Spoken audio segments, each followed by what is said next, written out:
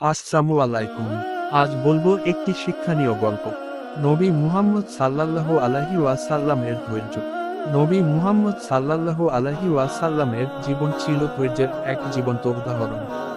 মক্কার জীবনে তিনি কুরাইশদের পক্ষ থেকে সীমাহীন অত্যাচার, উপহাস এবং প্রতিরোধের সম্মুখীন হয়েছিলেন।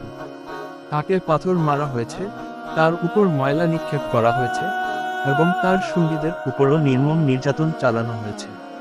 তায়েফে দাওয়াত দিতে গিয়ে তিনি শিশুদের দ্বারা পাথর নিক্ষেপের শিকার হয়েছিলেন, যার ফলে তার শরীর থেকে রক্ত ঝরছিল।